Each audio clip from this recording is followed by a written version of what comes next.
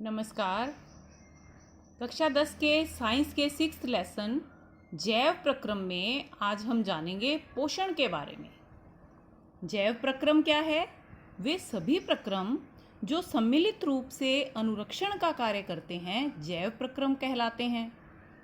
और ऐसा प्रक्रम जो बाहरी ऊर्जा को ग्रहण करने और इसका उपयोग करने से संबंधित होता है वह कहलाता है पोषण।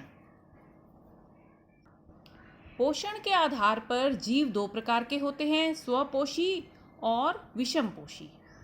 स्वपोषी पोषण की वह विधि है जिसमें जीव अकार्बनिक कच्चे पदार्थ से कार्बनिक खाद्य का निर्माण करते हैं। हरे पौधे, शैवाल और कुछ जीवाणु इस विधि से पोषण करते हैं। और कार्बनिक खाद्य निर्माण की प्रक्रिया को हम प्रकाश संश्लेषण के नाम से जानते हैं।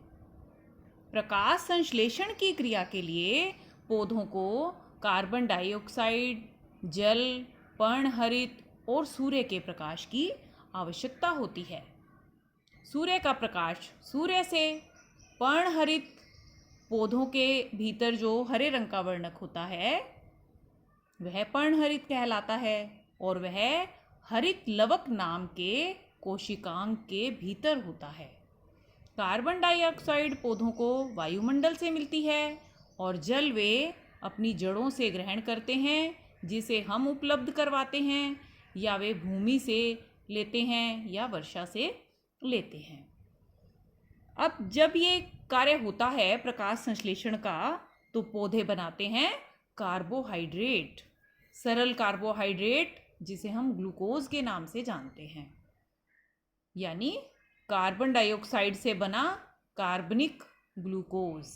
और इसके अलावा आवश्यकता है जल की, पर्णहरित की और सूर्य के प्रकाश की।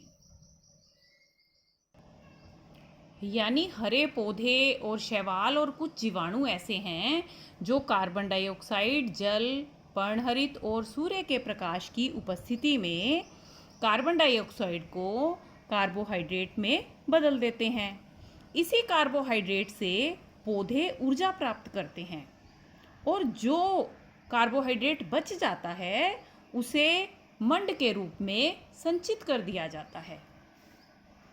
यह मंड रक्षित आंतरिक ऊर्जा की तरह कार्य करता है जिसे आवश्यकता होने पर खर्च किया जाता है। ऐसी ही प्रक्रिया हमारे शरीर में भी होती है। भोजन से व्युत्पन्न ऊर्जा का जो भाग खर्च होने पर बच जाता है उसे हमारे शरीर में ग्लाइकोजन के रूप में संचित किया जाता है जिसे आवश्यकता होने पर खर्च किया जाता है। अब प्रकाश संश्लेषण की रासायनिक अभिक्रिया क्या होती है इसे देखिए। प्रकाश संश्लेषण के लिए 6 अणु कार्बन डाइऑक्साइड और 12 अणु जल के मिलकर 1 अणु ग्लूकोज, 6 अणु ऑक्सीजन और 6 अणु जल बनाते हैं। और पर्णहरित और सूर्य के प्रकाश की इसमें आवश्यकता होती है। अब प्रकाश संश्लेषण का प्रक्रम कितने चरणों में पूरा होता है, इसमें क्या क्या होता है इसके बारे में जानते हैं। प्रकाश ऊर्जा का अवशोषण। प्रकाश संश्लेषण की प्रक्रिया जैसा कि इसके नाम से स्पष्ट है, सूर्य के प्रकाश की उपस्थिति में संश्लेषण। सूर्य के प्रकाश की उपस्थिति में संश्लेषण, यही है प्रकाश संश्लेषण। यह प्रक्रिया सूर्य के प्रकाश के बिना संपादित नहीं हो सकती। इसमें क्लोरोफिल यानी पर्णहरित द्वारा प्रकाश ऊर्जा को अवशोषित किया जाता है। प्रकाश संश्लेषण के एक और चरण में प्रकाश ऊर्जा से रासायनिक ऊर्जा बनती है। जैसा कि आप सब जानते हैं कि ऊर्जा एक रूप से दूसरे रूप में बदल सकती है जिसे हम ऊर्जा रूपांतरण भी कहते हैं। और इसके एक चरण में क्या होता है, प्रकाश ऊर्जा को पौधे ग्रहण करते हैं और उसे रासायनिक ऊर्जा में बदल देते हैं।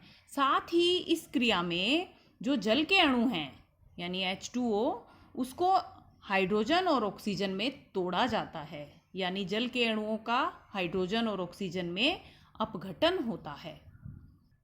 और प्रकाश संश्लेषण की क्रिया का एक और चरण है जिसमें कार्बन डाइऑक्साइड का कार्बोहाइड्रेट में अपचयन होता है।